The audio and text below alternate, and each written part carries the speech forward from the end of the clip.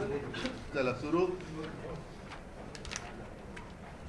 येत्या 22 जानेवारीला यापूर्वी सुद्धा मी कार्यक्रम घोषित केलेला आहे की 22 जानेवारीला आम्ही नाशिकला काळाराम मंदिरात जाऊन प्रभू श्री रामचंद्राचं दर्शन घेणार आहोत. त्याच्यानंतर गोदावरीच्या काठावरती आरतीसुद्धा करणार आहोत.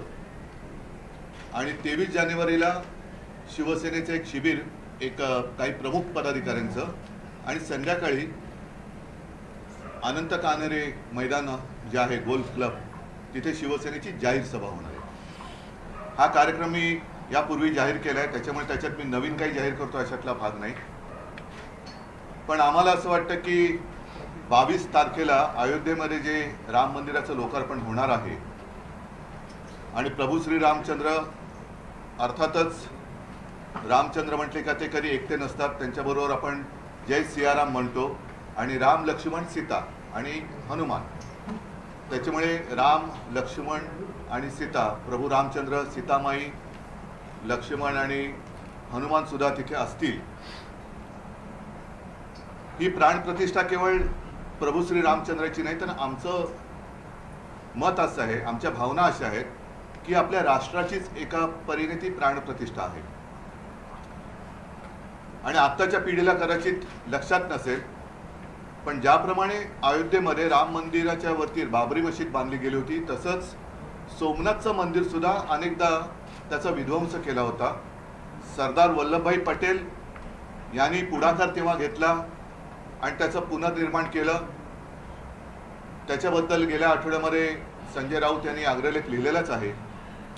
प्रत्यक्ष प्राणप्रतिष्ठेच्या दिवशी मला वाटतं वल्लभभाई नव्हते, त्यांचं निधन झालं होतं.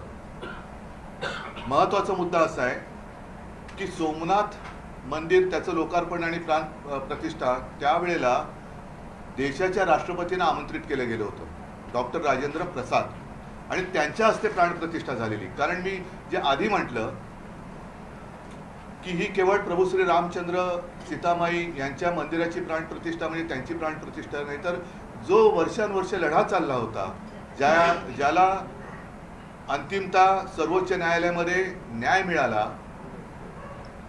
म्हणजेच ही देशाच्या प्राणप्रतिष्ठेच्या, अस्मितेच्या प्राणप्रतिष्ठेची ही तो क्षण आहे. आणि त्याला राष्ट्रपतींना सुद्धा आमंत्रित करावं अशी आमची मागणी आहे. ते करतील न करतील हा त्यांचा प्रश्न आहे. आम्ही मात्र आज आपल्या माध्यमातून 22 तारखेला आम्ही काळाराम मंदिरात जाणार आहोत आणि गोदावरीला जी आरती करणार आहोत, त्याच्यासाठी माननीय राष्ट्रपती महोदया मुर्मूजी यांना आमंत्रित करतो आहोत. हे आमंत्रण आपल्या माध्यमातून तर आम्ही देतोच आहोत, मात्र आमचे खासदार सुद्धा जाऊन अगदी रीतसर सन्मानपूर्वक महामहोदया राष्ट्रपतीजींना हे आमंत्रण देतील. आणि आमची अशी प्रामाणिक इच्छा आहे की हा एवढा मोठा प्रसंग आहे, तिथे या देशाला राष्ट्रपती देखील आहेत आणि त्यांची सुद्धा महत्त्वाची भूमिका जशी त्यावेळेला डॉक्टर राजेंद्र प्रसाद यांनी निभावली होती किंवा त्यांना बोलवण्यात आलं होतं, तसं राष्ट्रपतींनी तिकडे बोलवावं. बोलवलं असेल तरी तो त्यांचा विषय आहे, कारण शंकराचार्यांनी सुद्धा बोलवलेलं आहे आणि त्याच्यावरती शंकराचार्यांच्या प्रतिक्रिया सुद्धा सर्वजण ऐकत आहात. आम्ही मात्र याच्यात कोणतेही राजकारण न आणता आम्ही जो काही कार्यक्रम नाशिकला करतो आहोत, त्याच्यामध्ये राष्ट्रपती महोदयांना आज आपल्या माध्यमातून एक जाहीर आमंत्रण देतो आहोत. रीतसर आमंत्रण सुद्धा आमच्याकडनं त्यांना जाईल आणि त्यांनी तिथे यावं ही आमची प्रामाणिक इच्छा आहे. चारही शंकराचार्यांनी विरोध दर्शवलेला आहे हिंदीमध्ये. आने वाली 22 जनवरी को अयोध्या में राम मंदिर का लोकार्पण होने जा रहा है और उसी दिन मैंने जैसे पहले जाहिर किया था कि हम मतलब शिवसेना नासिक में जाएंगे और नासिक में काळाराम मंदिर जो है वहाँ जाकर प्रभु रामचंद्र, सीतामाई का दर्शन करेंगे और उसी शाम जो गोदावरी नदी है वहाँ से कुछ मिनट 4-5 मिनट पर की दूरी पर है, तो वहाँ जाकर हम शाम को आरती करेंगे. और हम चाहते हैं कि ये जो कार्यक्रम है सिर्फ रामलल्ला की पूजा नहीं है. अयोध्या में जो मंदिर का निर्माण होने जा रहा है तो सिर्फ राम लल्ला या सीतामाई की प्राण प्रतिष्ठा नहीं, हमारे देश की अस्मिता की प्राण प्रतिष्ठा होने जा रही है. और जैसे सोमनाथ मंदिर के बारे में हमने सब सुना है, पढ़ा है और गूगल पर भी है। उस वक्त के तत्कालीन राष्ट्रपति महोदय डॉक्टर राजेंद्र प्रसाद जी के तरफ कमरों से उसकी प्राण प्रतिष्ठा की गई थी। हम तो चाहते थे या चाहते हैं आज भी वैसे ही वहाँ अयोध्या में राम मंदिर का लोकार्पण राष्ट्रपति जी के कर कमलों द्वारा होना चाहिए। लेकिन वो अलग बात है, राजनीति में मैं नहीं जाना चाहता हूँ क्योंकि एक पवित्र क्षण है। हम तो दिल से महामहिम राष्ट्रपति महोदया को आमंत्रित करने जा रहे कर रहे आपके माध्यम से एक आमंत्रण दे रहे, और हमारे सांसद हैं और जो भी मतलब सांसद है नेता है वो वहाँ जाकर उनको ठीक से आमंत्रित भी करेंगे। उद्धवजीकडे अशी माहिती मिळते की राष्ट्रपतींना आमंत्रण आहे सोबतच, तसं शंकराचार्यानं पण आहे, पण राष्ट्रपती जसं मी म्हणून हा उल्लेख केला की त्यावेळेला राष्ट्रपतींच्या हस्ते प्राणप्रतिष्ठा केली गेली होती, तशी राष्ट्रपतींच्या हस्ते तिकडे व्हावी अशी आजही आमची मागणी आहे आणि तिकडनं ते केल्यानंतर ते नाशिकला येऊ शकतात। पण राष्ट्रपती जसं शंकराचार्यानं बोलवलं, शंकराचार्यांचा आत्ता आपण जो मुद्दा काढला त्यांनी सांगितलं की आम्ही फक्त टाळ्या वाजवायला जाणार का। आता त्यांचा प्रश्न आहे, कारण जर आपण हिंदू धर्म आणि हिंदुत्व मानत असू तर ज्याचं काम आहे त्यांनी केलं पाहिजे।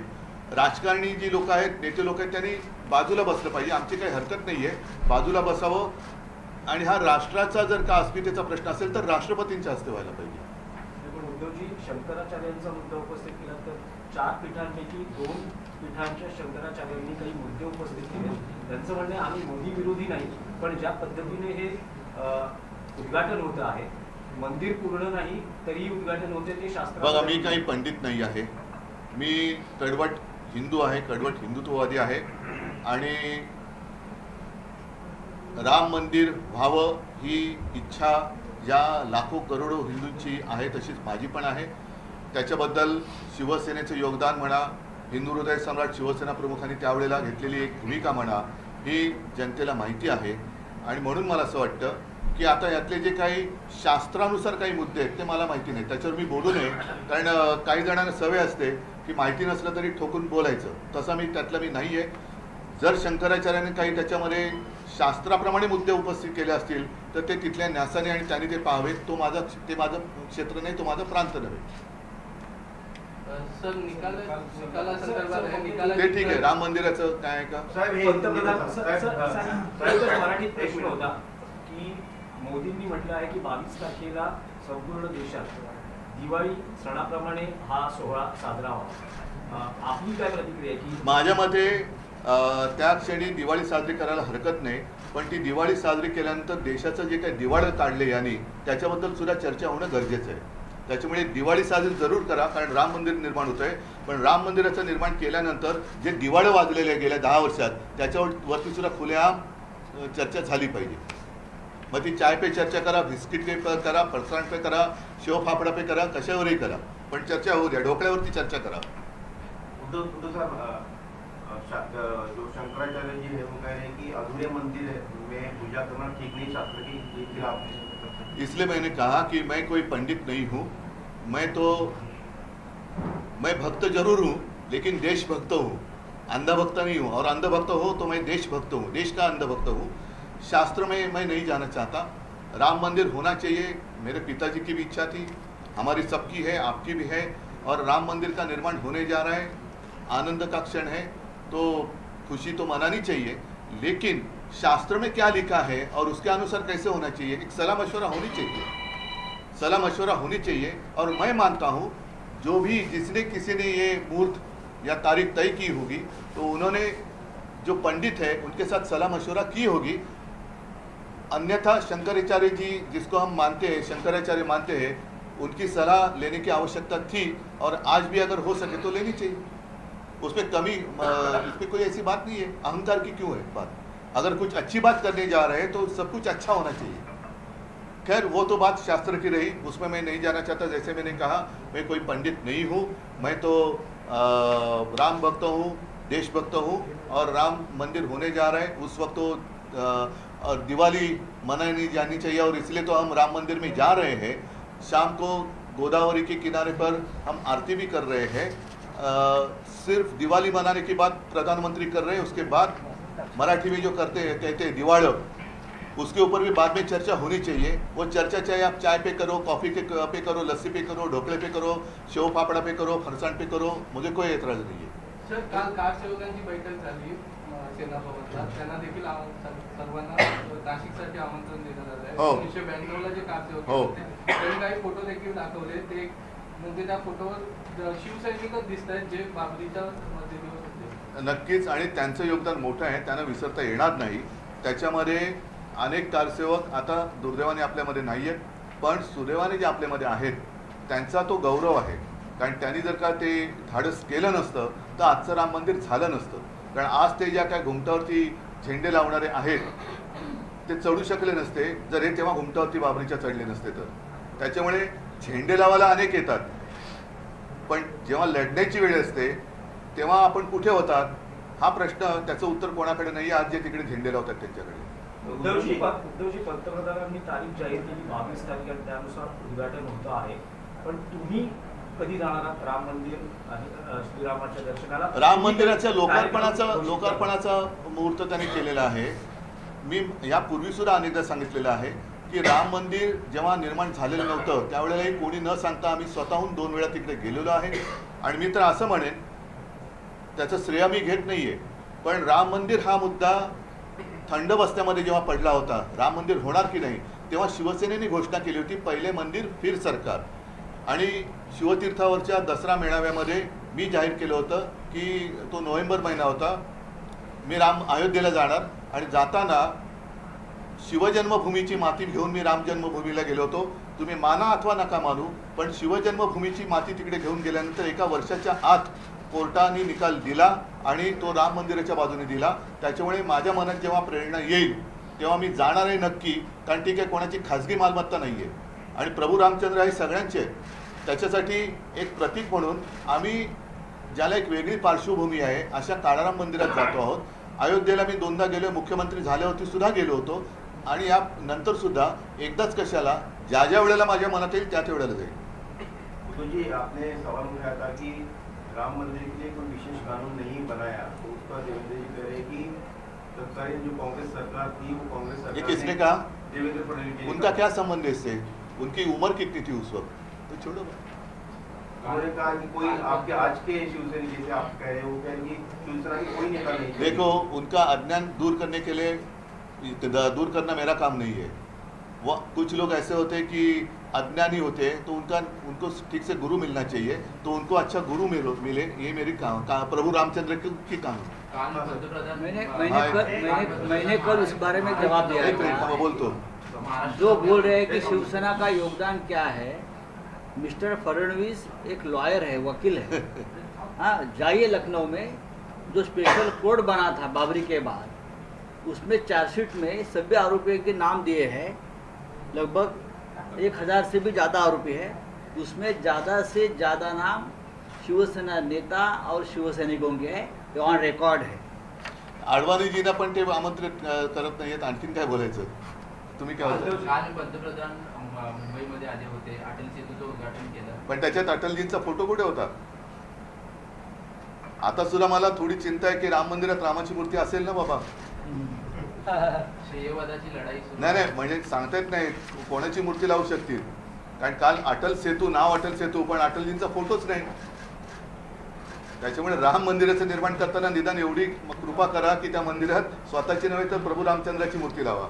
उद्धवजी, नाशिकमध्ये पंतप्रधानांनी युवा पिढीला आवाहन केलेलं आहे की घराणेशाही मोडून काढा. फार छान आहे, कारण प्रभू रामचंद्र हे दशरथ राजाचे पुत्र होते आणि त्यावेळेला सुद्धा त्यांना त्या कौटुंबिक याच्यामध्ये वनवासात जावं लागलं आणि वनवासात जाताना सुद्धा ते सहकुटुंब गेले आणि सीताहरण झाल्यानंतर रामायण घडलं. आणि महत्त्वाचा मुद्दा, आज मी जिथे चाललेलो आहे तो कल्याण लोकसभा आहे, त्याच्यामध्ये गद्दारांची जी घराणेशाही आहे त्याच्याबद्दल प्रधानमंत्री बोललेच नाही. ती घराणेशाही चालते का? म्हणजे गद्दार असतील ते लोकप्रिय आणि त्यांची घराणेशाही त्यांना प्राणप्रिय. तर हा सगळा बोगसपणा आहे. पण घराणेशाहीबद्दल एखाद्या घरंदाज माणसाने बोललं तर बरं. सर, क्या आप इंडिया अलायंस की वर्चुअल मीटिंग में जाएंगे? नहीं, आज सिर्फ मैं इतनी बात कर रहा हूँ. और वर्चुअल मीटिंग में एक मिनट, गलतफहमी नहीं होनी चाहिए. शायद मैं वर्चुअल मीटिंग पर उपस्थित नहीं रह सकूँगा क्योंकि आज का मेरा जो प्रोग्राम है वो पहले से ही अरेंज किया हुआ था और मैं घूमने वाला हूँ आज. तो घूमते घूमते बात करना ठीक नहीं। तो कल ही मैंने बता दिया है कि शायद मैं आज ज्वाइन नहीं कर सकूंगा, तो इसमें कोई गलतफहमी की बात नहीं होनी चाहिए। उद्धवजी विधानसभा अध्यक्षांनी जो निकाल दिलेला आहे ते नंतर बोलू, त्याच्याबद्दल आम्ही ऐका त्या सगळ्या मुद्द्यांवरती आम्ही मला वाटतं 16 तारखेला एक व्यवस्थित प्रेस कॉन्फरन्स मोठी घेणार आहोत, त्याची सुद्धा माहिती तुम्हाला आज उद्या आम्ही देऊ। ठीक आहे, आणखीन काय पंतप्रधानांचा दौरा बिवरा काय बोलायचं आहे? नितीन गडकरींचा विसर पडलेला काल दिसलो। हां, आता त्यांनी जे 2 विरोधाभास तुम्हाला दाखवतो, पंतप्रधानांच्या दौऱ्यात तुम्ही काही महत्त्वाच्या गोष्टी सोडल्या। आता त्याच्यात त्यांनी काल काय म्हटलेलं आहे की त्यांनी फक्त तिजोऱ्या भरल्या, आजूबाजूला 70,000 कोटीचे घोटाळेबाज तुमच्या होते, त्या तिजोऱ्या कोणाकडे त्या चाव्या तुमच्याकडे आल्या वाटतं। आणि ह्याच्या खाली आहे की मुंबई पालिकेच्या मुदत ठेवीमध्ये 5,000 कोटींची घट। आता या तिजोरीतले पैसे कोणी काढले, कोण राज्य करते? त्याच्यानंतर ह्याचा सुद्धा एक पर्दाफाश करणं गरजेचं आहे। ह्याच्यावरती मी जास्त बोलणार नाही, नंतर बोलेन। पाहिजे आता एवढंच बरं, ठीक आहे, जास्त काही आता मी फाटे फोडत नाही विषयाला। पण पुन्हा सांगतो की आम्ही एका पवित्र भावनेने देशाच्या महामहिम राष्ट्रपतीजींना 22 तारखेचं आमंत्रण देत आहोत। त्यांनी तिकडे यावं, त्यांच्याच हस्ते ती पूजा आम्ही करू। आम्ही पाहिजे तर कोणी त्या फोटोमध्ये येणार नाही, त्यांचा एकट्याचा फोटो येईल। पूर्णपणाने एका पवित्र भावनेने देशाच्या राष्ट्रपती म्हणून आम्ही त्यांना महत्त्व देत आहोत, आमंत्रण देत आहोत। आणि राष्ट्रपती म्हटल्यानंतर त्यांचा मान पान सगळं जो काय आहे तो तसा देशाचे ते राष्ट्रपती आहेत त्या तसा तो राखला गेला पाहिजे। गर्दीतल्या एक असं आम्ही करणार नाही आहोत, ठीक आहे? दक्षिण मुंबईची जी जागा आहे, दक्षिण मुंबईची त्याचा आणि आयोगाचा काही संबंध नाही। पत्रकार परिषद ही फक्त निकालावर असेल त्यावर मी सांगतो ना, आता तेवढं 16 तारखेला या ना। मग आता सगळं बोलून टाकलं की 16 तारखेला आम्ही हे बोलणार आहोत, तुम्ही या। चलो, धन्यवाद। हा, जय हिंद, जय महाराष्ट्र। आणि तुम्हाला सकाळी सकाळी आल्याबद्दल आभारी आहोत। आणि पत्राची कॉपी मी तुम्हाला देत आहे। कृपा करून आपण आपल्या माध्यमातून जनतेला दाखवू। धन्यवाद। उद्धव ठाकरे यांनी पत्रकार परिषद घेतली आणि वेगवेगळ्या प्रश्नांना उत्तरं त्यांनी दिली आहेत आणि सविस्तर पत्रकार परिषद घेऊन आमदार अपात्रतेसंदर्भातला जो निर्णय आहे त्याविषयी आम्ही बोलणार आहोत असं त्यांनी म्हटलं आहे। एक छोटासा ब्रेक पहा फक्त, न्यूज 18 लोकमत।